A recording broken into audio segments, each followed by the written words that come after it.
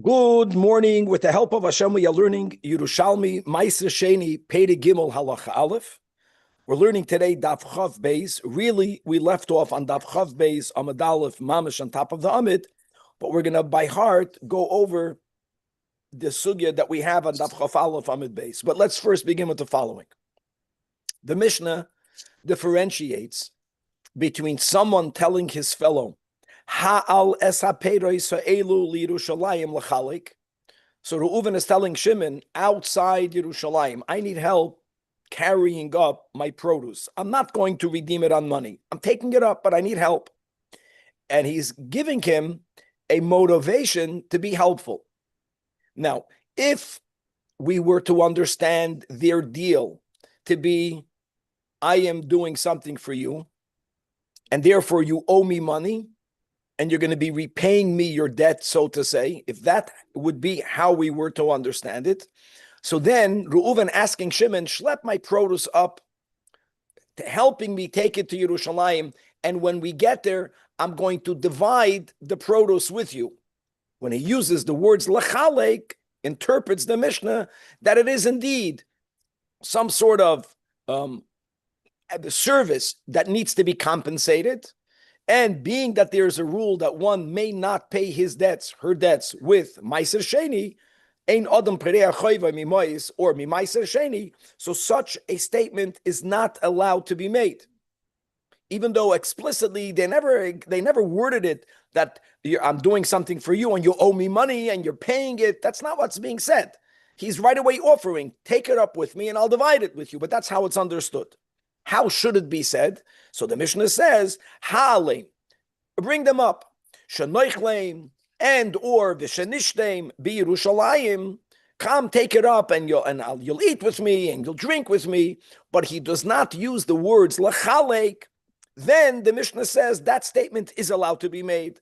The person is allowed to schlep it up and share the Ma'aser Sheni in Yerushalayim, because we view that, says the Mishnah, as two people gifting each other.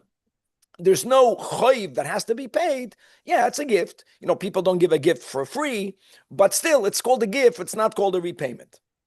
So the Gemara points out that even though on one level, it's understandable. L'chalek sounds more like a pirias choiv without l'chalek. But it's still, the Gemara says, and this is b'shem, Rabbi Yoinasan, that these are from the halachos of imum. That's our girsa. The word imum in English is obscure. Obscure means that we understand it, but we don't fully understand it. Because you can argue whether you use the word lachalik, it should be mutter. Even if you don't use the word lachalik, you can argue that it should be asr. I understand what the Mishnah is saying, but it's not something that we can fully understand. And this concept that we have certain halachis that we put in the category of halachis of imum is not exclusive to Ma'aser Sheni Pei Gimel. The Gemara today, we started yesterday, but we're going to do it by heart, is going to bring a law that we find in a Mishnah in Masechta Shvius. From there, we're going to speak about a law that we find in Masechta Shabbos regarding lending, borrowing items on Shabbos for a purpose of having more Oineg Shabbos. We will be speaking about some details of the laws of Pas Akum versus Bishul Akum.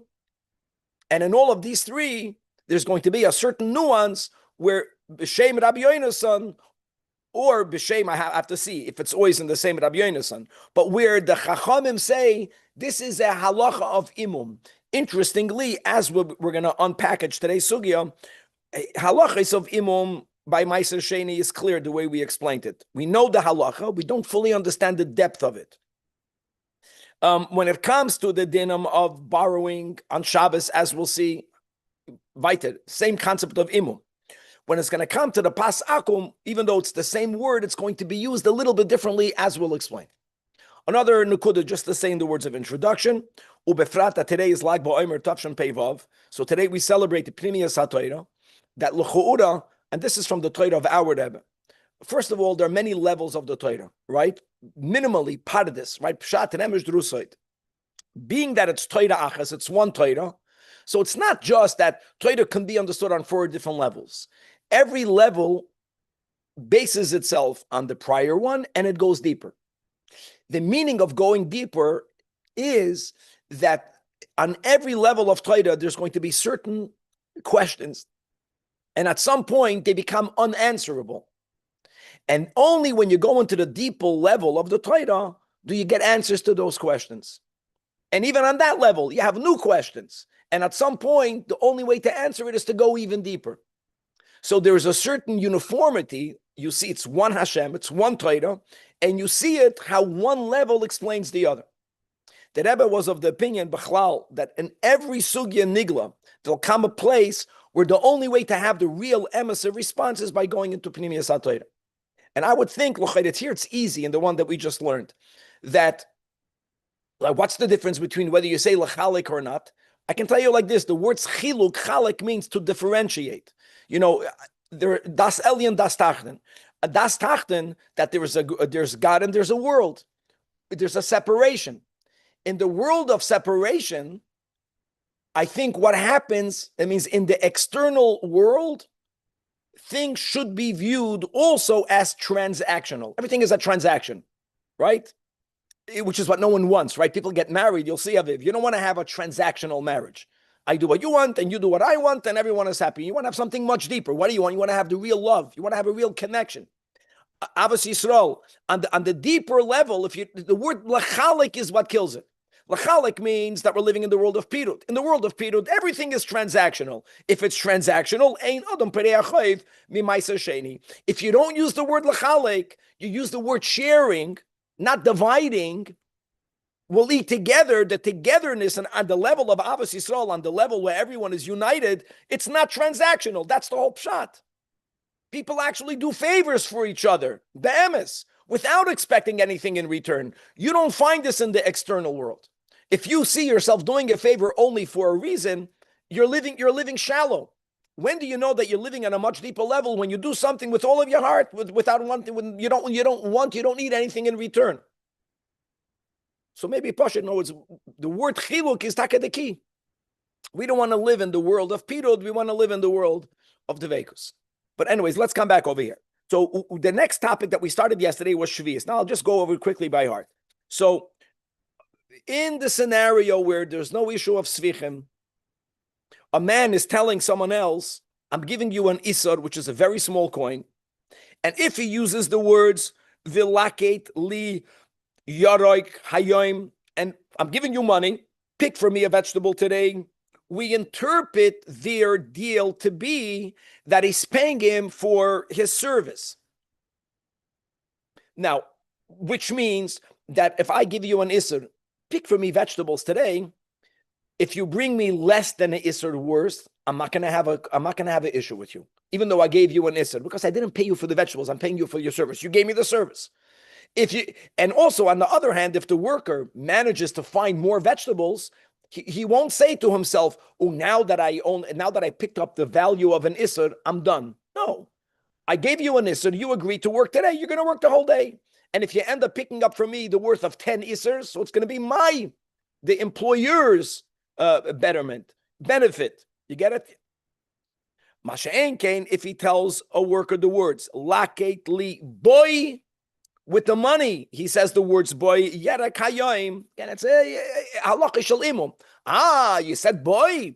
Then we understand that you're not giving the worker the isur for his work. You're giving him an isur for the vegetables. It's almost like the worker worked for himself. He gathered vegetables, they're hefker. And as we said yesterday, a small amount of these vegetables are allowed to be sold. And he's selling him the vegetables for an isser.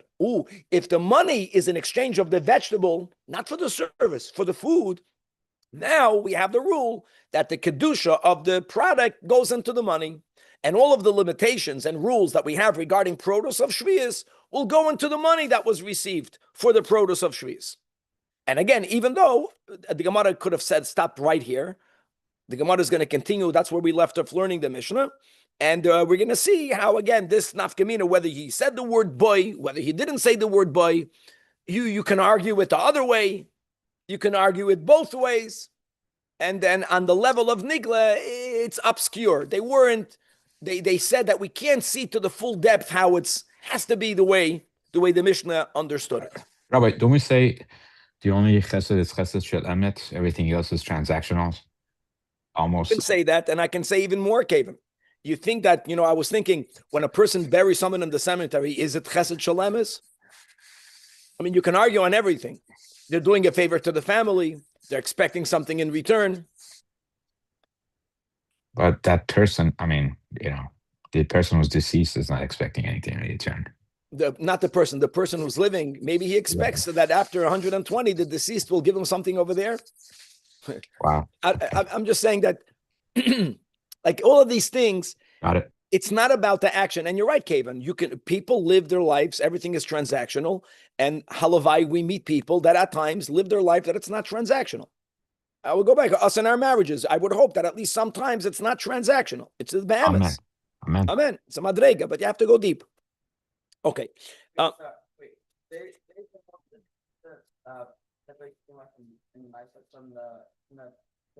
trumas umaisis has to be taken from shvius. Shvius is completely exempt because it begins as hefker. Yeah. Okay, before we go on, I just want to finish that. We're going to have the whole first Amud is going to be about the halachis of imum. Shvius, like we said, laws of borrowing on Shabbos and laws of pasakum. Fascinating. But we're going to have on Daf Chav Beis Amud Beis is going to be a similar case to the Mishnah, not the same. And that is in Yerushalmi. When I'm telling someone, help me carry produce from one part of Yerushalayim to another part of Yerushalayim, Yerushalayim Ira Kodesh, that means the Iro Atika is not such a big city. That type of transportation is not so difficult. In other words, the help that's being offered is a minimum amount of help, and therefore the laws might be different than in the Mishnah, and it's going to be really fascinating to see. We're going to learn Mishnah, we're going to learn a Braisa, so we're going to spend a lot of time learning about this ha'alem shenoichlem v'nishtem b'Yerushalayim. But let's start right away. It's late. Daf Chav Beis on the top. We are continuing from where we left off. The halachos of imum is not going to be from what we're learning right now, but it's a hemshech of the Mishnah. And by the way, we're going to use this today on Amud Beis. So this is very important. Another type of deal that might or might not be allowed on Shvius. A man walks into a baker. Lokach min hanachtem kikoir bepudyoin. Just for the record, the Reish of the Mishnah spoke about an isar. A pudyoin is comprised of two isars. Over the last week we learned about coins, a lot about coins. And just another thing to know, you see this in Chazal, that the standard price for a loaf of bread is the pudyoin. It's negeya for side reasons. In other words, a guy's walking into a baker and he's taking a loaf of bread. And it's not overcharged, it's not undercharged. Normally, you give the guy the pidyon. Here, the person who's taking the bread is saying that that when I will pick up vegetables of the field or wild vegetables, parenthetically, again, svichim shvius is asur midrabanan, and there are exceptions. Yesterday we spoke one exception. I'm not going to repeat it. Today is another exception. Vegetables that grow on their own in the wild were not included in the prohibition. And if they are picked on Shvius, they are allowed to be eaten. The whole reason why the Chachamim said you're not allowed to eat Tzvichim because they were afraid that a person is going to purposefully plant, which you're not allowed to do on Shvius, and claim it was an aftergrowth. But items that grow on their own, no one plants them. There was no reason to make a takana. So the guy tells him, I'm going to pick for you wild vegetables, and avilach, I'm going to bring you. In other words, instead of me paying the pudyon, from what I picked today, I'm going to give you the value of a pudyon. Now, here again, what is the issue? Not like yesterday. Yesterday or in the beginning, and Daf Chaf Aleph Amud Beis, the issue is whether the sanctity of the product goes on the money. That's not b'chlal the issue over here. Here the issue is that you're not allowed to pay your debt from product of Shvius. Just like in our Mishnah, you're not allowed to pay your debt from Meiser Sheni.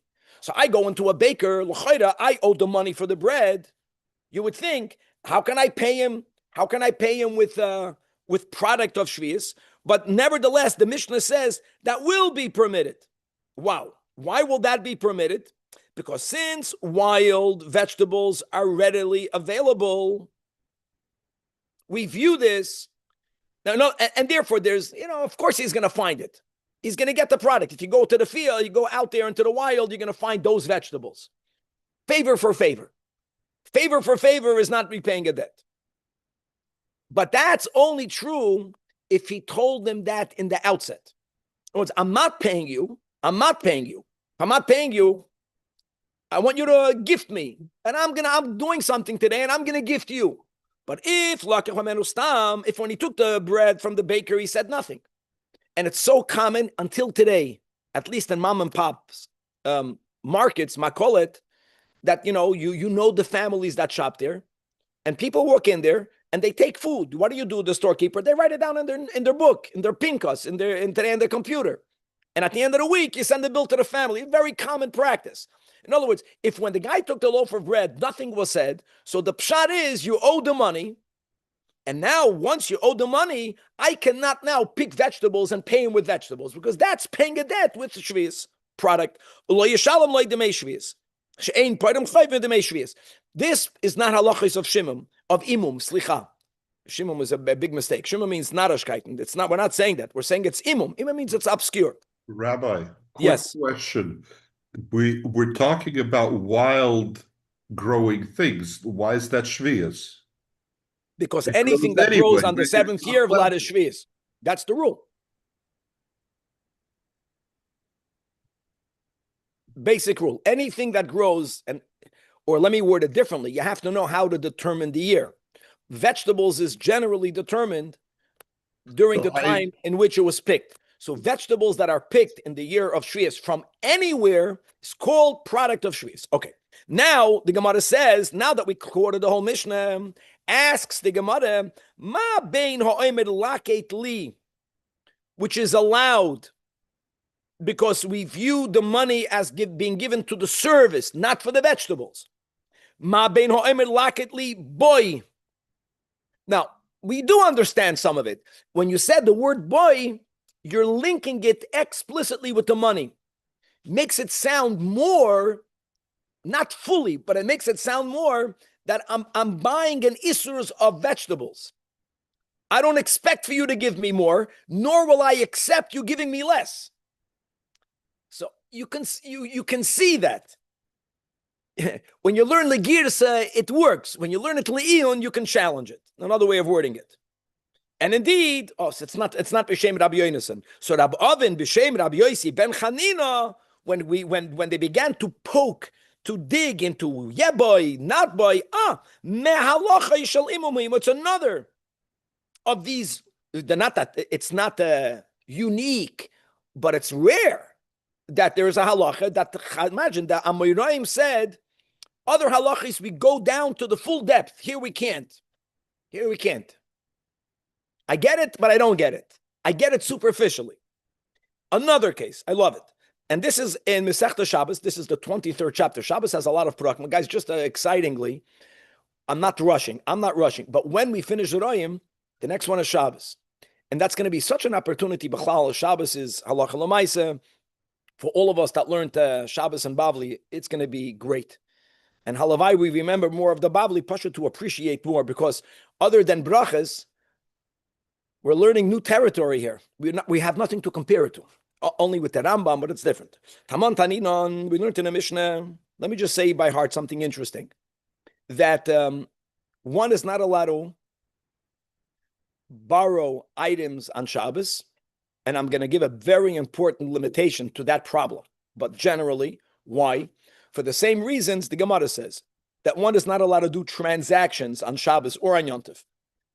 Why can you not do transactions on Shabbos and on Yom Tov? In the Bavli, the Gemara gives two reasons. In other words, I can't do business, can't close a deal. Why can't I close a deal? One is Medivrei Neviim, that mimitzoy cheftzecha v'daber davar. But then the Gemara says, another reason, Shema Yichtoiv. Because when you make a transaction, it's not uncommon for people to write it down. Writing is asan midoiraisa. We're going to learn the sugya based on the problem of making transactions. B'chlal is because of Shema Yichtoiv, and that includes borrowing or lending.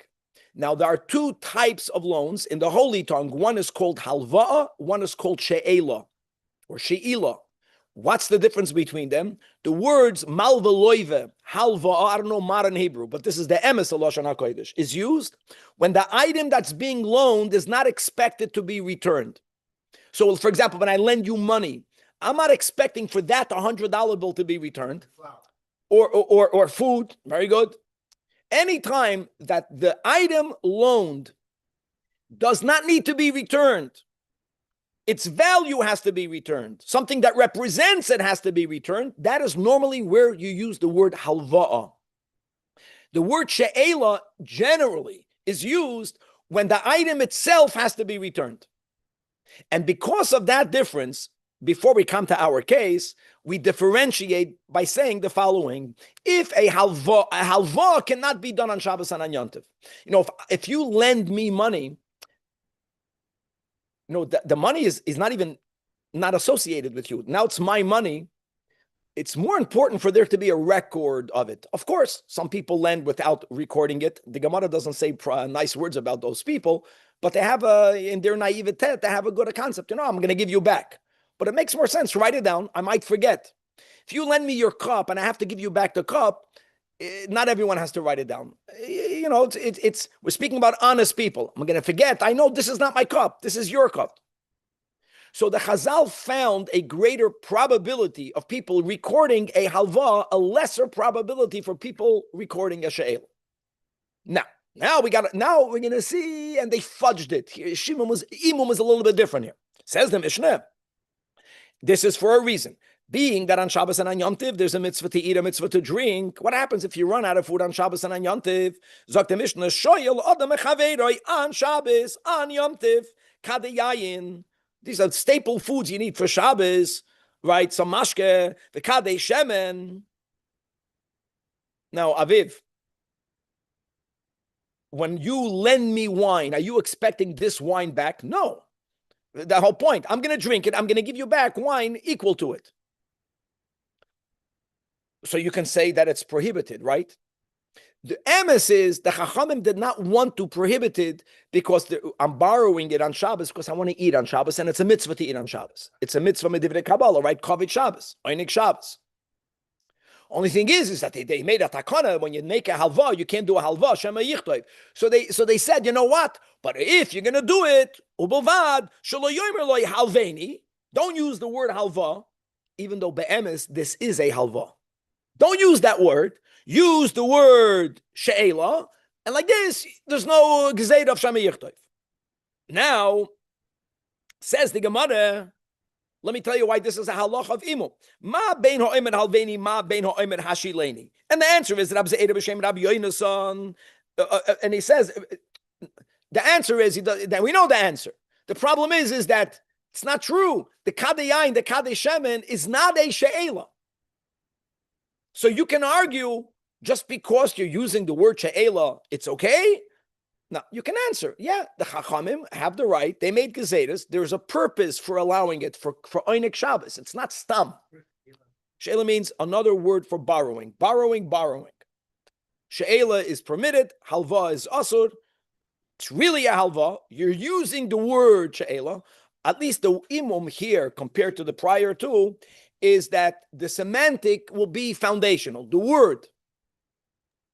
Isn't in English it's going to be borrowing versus lending? No, lending is the malve and borrowing is the loive. In other words, borrowing and lending has to do with the mekabel mashpia. It's different. Here we're speaking about both are the mekabel. One is taking a halva, one is taking a she'ela. So, and a chanami, so he says mahalachi shel imum. But you already see it's not. So what's the imum? Imum is Danny is saying it's real imum. Yeah.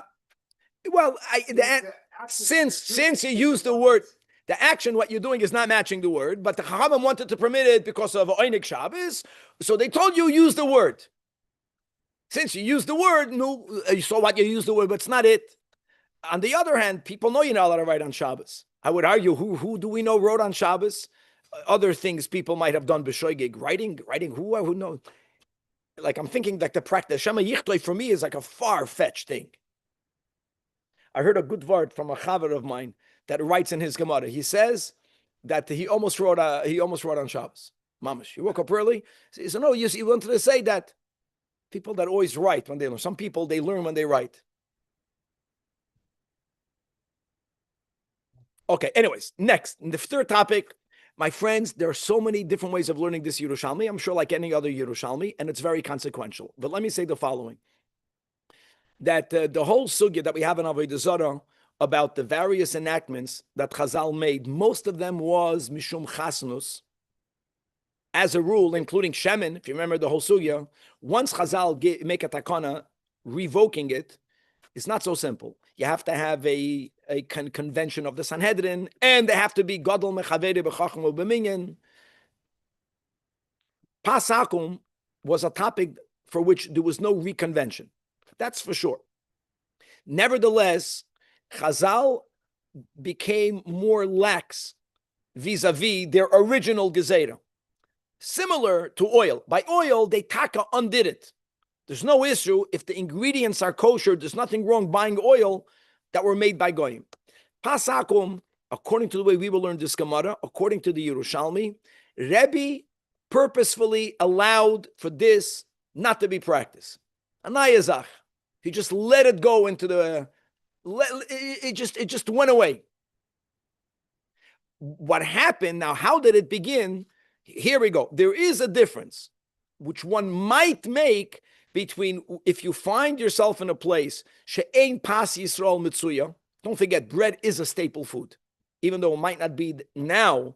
But when you start restricting bread, people are going to go hungry many a time. That was the main food. Everything was with bread.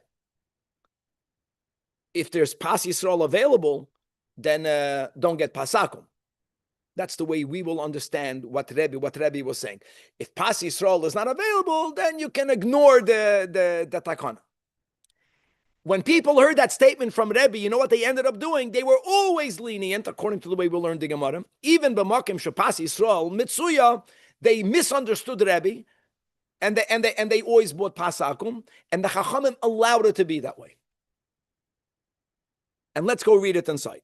Piton, regarding bread baked. Now, one thing is never to be confused. We're not talking about an ingredient issue. This is very important. And you have to know a whole different series of halachas for that. We're speaking only about a scenario where the food is kosher, meaning none of the ingredients are not kosher. The only issue is that it was baked from the beginning until the end by goyim. So Rabbi Yaakov Baracha b'shem Rabbi Yonasan. Oh, now b'shem Rabbi. In here, there's also from the halachis of imum. Now, what that means, the Gemara begins with minakotza elakotza, two different ways. Omar Rabbi Yosi, that kashiate kume Rabbi Yaakov Baracha. Mao mahalochi shel imum. What are you referring to?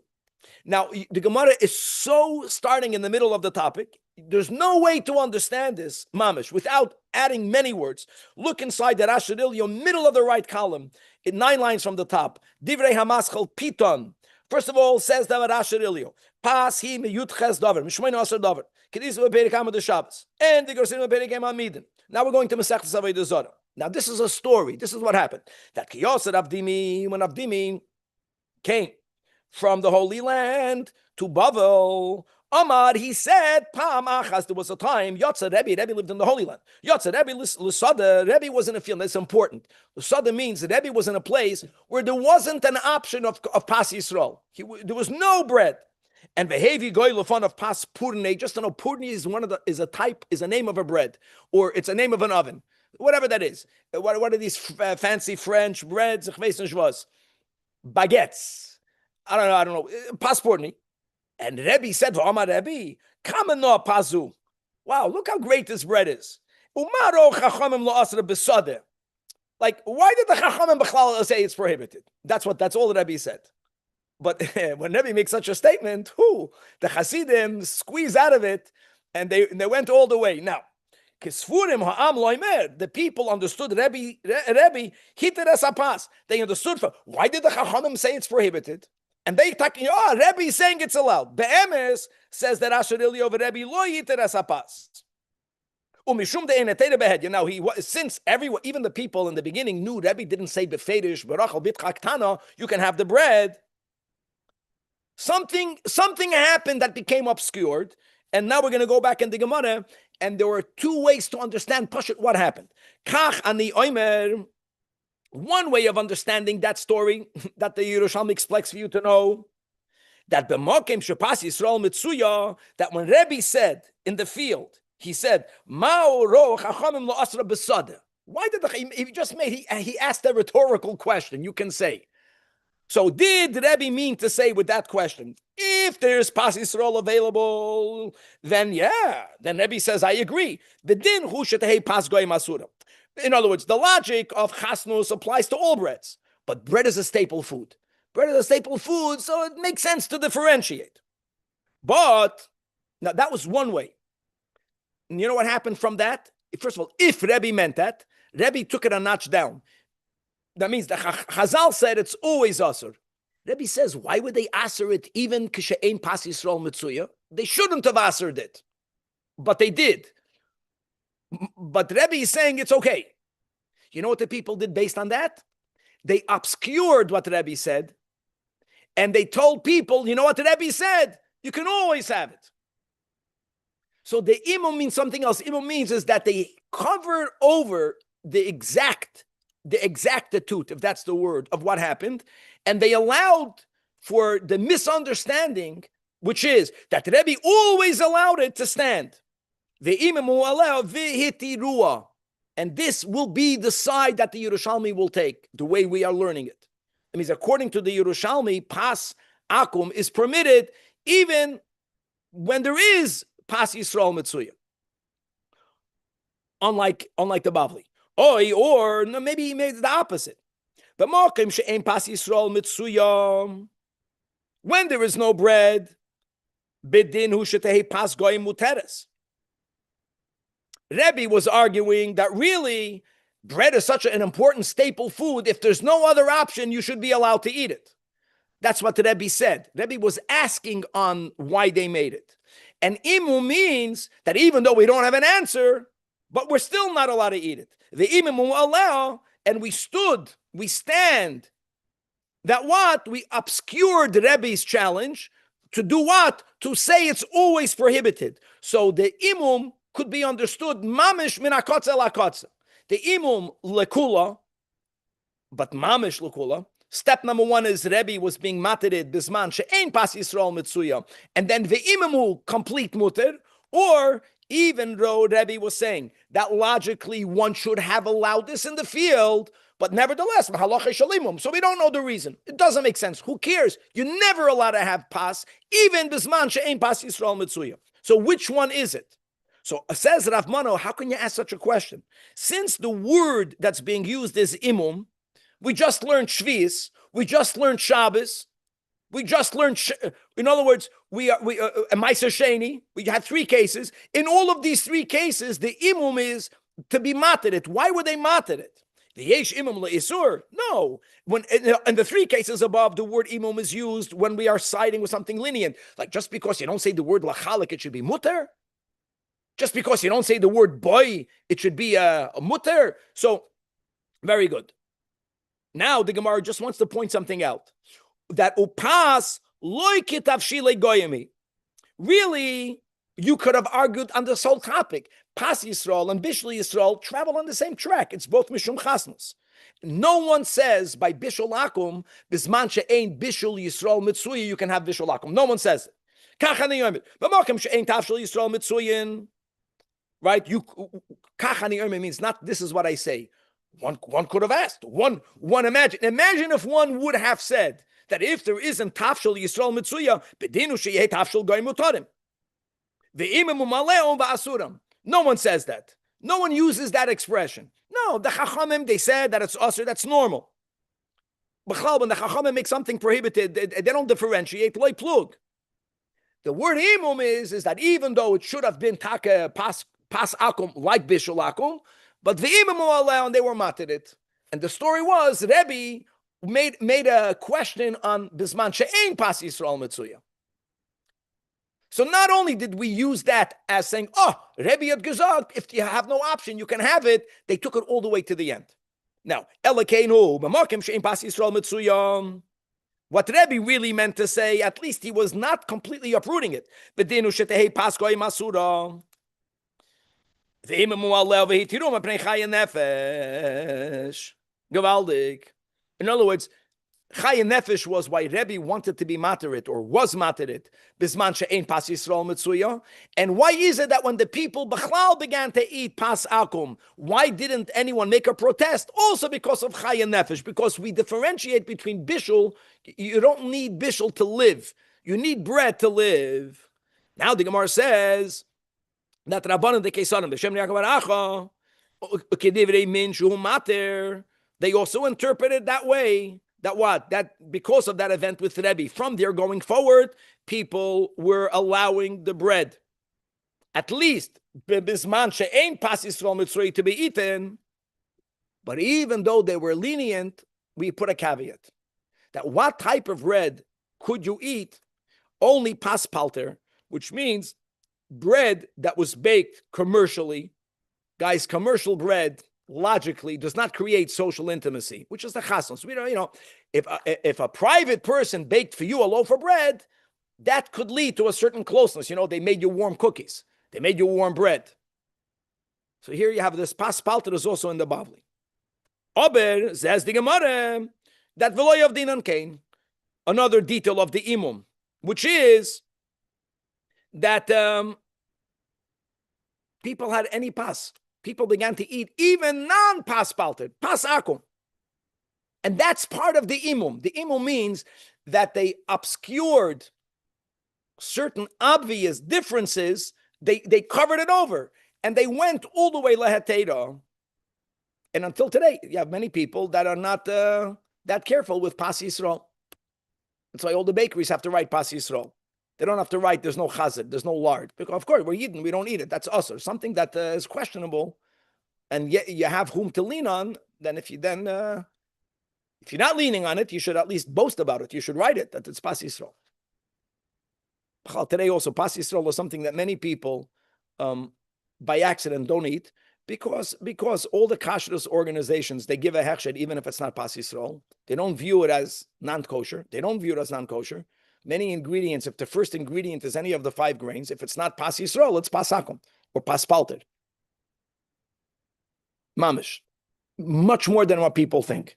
The only good thing is that we paskin that items that are steamed, even if they're later baked, won't be included in the pas gezeda. So that's why many of the cereals that you'll find, first ingredient will be from the 5 grains. People eat it, even though it's not pas Yisrael. It doesn't need to be pas Yisrael because it's not pas to begin with.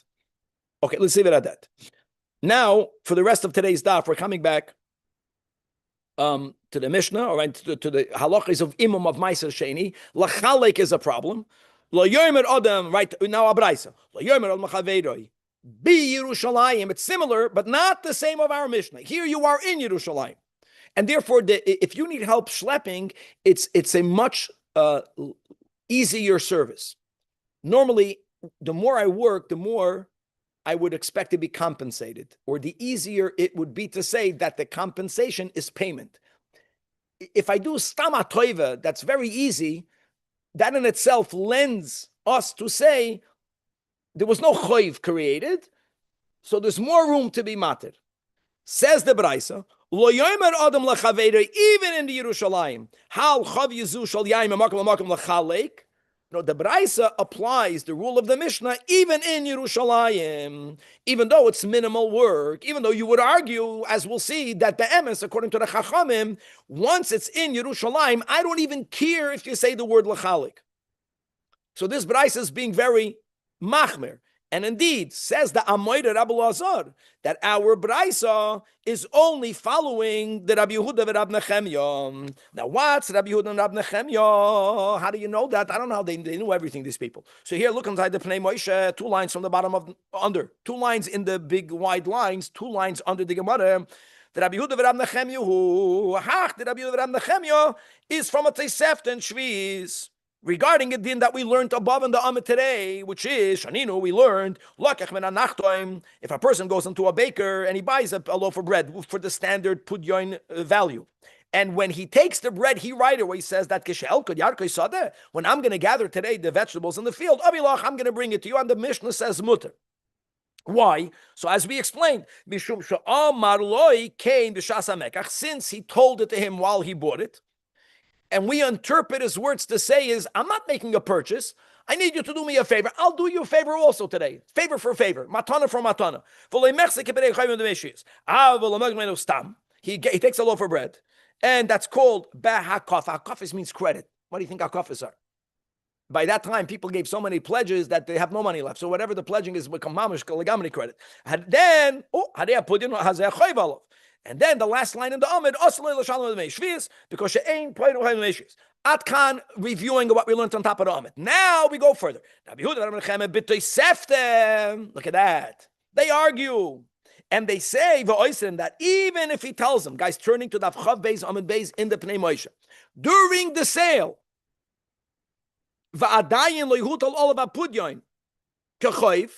even though it's not like I owe you a pudyon. You know what? Instead of the pudyon, I'll give you vegetables. No. When he took the bread, he said exactly what we said. I'm going to gather today Yarkoi Sada and I'm going to give it to you. Still, they are machmir, and they say, so the Gemara is saying that just like we find Rabbi Yehuda and Nechemia, in the case of the Nachtoim, they're more machmir. They will be the only ones that will be machmir, that even in Yerushalmi, you can't say the words lechalik. According to the Chachamim's opinion that we learned on top of Chav Beis, look at the comparison, that if during the purchase of the bread, you right away said, I'm going to give you Yarkoi Sada, you are allowed to do it. They will hold that in Yerushalayim, even if you say the words Ha'al Chav Yezu, Shal Yayin, Mimakim, Lamakim, Lechalek, it will be permitted. And all of this will be spoken out by the Gemara. Now we can lead the Gemara inside. Daf Chav Beis Amud Beis. Don't worry, I know it's late, but it's a very small Amud. And we said it by heart. Manon Kaiman. In Behu the Amar Lei, another nuance about you're buying the loaf of bread and you're saying to the baker, I'm giving you Yarkoi Sada, exactly what was said. Now, what's going to be foundational, Aviv, I'll say by heart. Did the baker say it or did the customer say it? That will be very important. If it's the baker that said it, who the Amar Le means the baker is the one that told the customer, Halach, here, take the loaf of bread and havli and give me some vegetables. The rule is, if the baker is the one that's doing it, what do you want as a storekeeper, Aviv? What do you want when you sell bread? You want money. So if you tell a customer, I don't need your money, but I need your service, it's the same thing, because since you need the service, imagine you have a store. You need to buy vegetables. The guy that walked in is a guy that gathers vegetables. So you tell him, don't give me money, give me vegetables. It's the same thing. If the baker is the one that introduced the barter, it's avada priya, it's usher. Now, Elamat must be that the case is where the customer is the one that said it. The customer is telling the baker, don't do what you normally do. That what? Havli, you give me the bread. Hav means give me a gift, give me a matana. What are you? You're in the business of selling bread, not of giving gifts. I know, I'm asking you a favor. But if you'll do me a favor, I'll do you a favor. So here, Zak the Gemara, no way Rabbi Yehuda and Rabbi Nechemia will argue with that. Divrei hakol muter. So we're not accepting that. Why would Rabbi Yehuda and Nechemia be machmer? They're not machmer. If a customer tells the vendor, it's like a rabbi. You're asking for a donation. You go into a store and you say, I want you to give to our whatever, we're making a Chinese auction. I want you to give something. And I'll do you a favor. I'll help you out. It's self-understood. It's a favor for a favor. So where is there even place to have a machloikes tanoim? Elokin kaimim. This is beautiful. It has to be the customer. That's vaday. Behu the amale. That what? And he tells him, Havli, give me the loaf of bread. And then he says these words. Barili, I am certain that I will today find vegetables and give some of them to you. And I want to say something. When I say bodily, either it means I'm confident. You know what it means? I'm confident? It means I'm not committing. It's a big difference. Or I undertake. If the customer says I undertake, that's called paying a debt. Because when it comes to a debt, you don't have an option other than paying your debt. You're chayiv. If a person says, I'm confident that I'll be able to do it. Those words lend themselves to understand it's not a chayiv. A chayiv is not about confident. I don't need you to be confident. You have to do it. You hear this? This is very important. It was when a person says, I'm confident that I'll be able to do you a favor. I'm confident that I'll be able to do something to you. Those words already mean it's not a priyas chayiv. If I owe you money, what you don't care about my confidence. You just need your money back. Confidence means that I'm not viewing it as a debt. I'm not saying 1,000%. I'm confident that I'll be able to do it. If a person is saying, I'm undertaking to do something, that is Priyas Choiv. So here we can have a machlokes. Why are they oyser? Because they understand that, what do you mean the guy says bodily? Can you be 100% certain that you're going to go out there in the wild, Vlad, to what you said before, you're going to find vegetables? Maybe you won't find vegetables. And I want to tell you something. It's very common for you to find wild vegetables, but you can never be absolutely certain. So since you're not absolutely certain, that's what it means. Absolutely. Since it's not, so why would the guy say, I'm confident? Why? Maybe you're not going to find it. Elomat must mean that he means I am undertaking. If I am undertaking, that's Priyas Choiv. That Rabbanan are matir, because even though it's not 100% certain, nevertheless, that's what confidence means. Sheyarkoi sada ar mitzuyin. This is beautiful. In other words, what do we find over here? We find over here that if the owner is not absolutely certain, we're going to impose a much greater stringency. We understand, we lean l'chumra by interpreting what he's saying as a Priyas Choiv. I am undertaking. Because if it is certain, then what? If it's certain, then we can understand him not to be saying I'm undertaking. He's saying, listen, since I'm certain I'm going to find today vegetables, I'll give you some. I'm a favor for a favor. Think about this deep Favor for a favor. favor for a favor. Just like Rabbi Yehuda and Nechemia are machmer, so are they machmer over here. We'll leave it at that. And the Gemara is going to start a series of inquiries. I wish I got further, but we're going to stop by the first inquiry. Yeah.